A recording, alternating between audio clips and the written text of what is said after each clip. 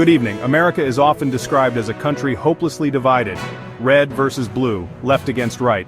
But surveys show something surprising. On most issues, Americans actually agree. The divide may not be as wide as it seems. And honestly, some experts say we're being played. Let's start with the basics. Across party lines, Americans rank family, honesty, kindness, and freedom as top values.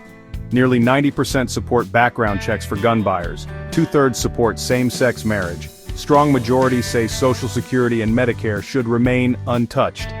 And over 80% believe government aid to the poor does more good than harm.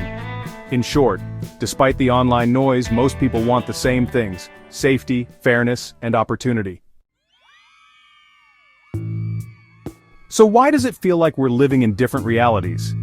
Experts point to what's called wedge issues, a small set of highly emotional topics like abortion, immigration, and culture war battles. These make up a tiny fraction of the national conversation, but they dominate headlines. Why? Because conflict sells. Politicians use wedge issues to fire up donors. News outlets highlight them because outrage drives ratings. And social media algorithms push divisive content because it keeps us scrolling. And here's where it gets worse. Perception. A recent Pew study found that about 80% of Americans believe Republicans and Democrats can't even agree on basic facts. That's not true, but the belief itself creates mistrust. Even when people share values, they often assume the other side disagrees. It's a gap between what's real and what feels real.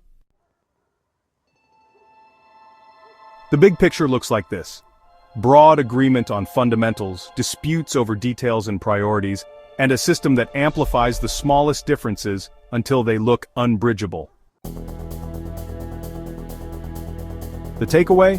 We agree on the basics, we fight on the margins, and we're often distracted by a system that profits from keeping us angry. If more attention went to common ground instead of conflict, America might look a lot less broken than it feels.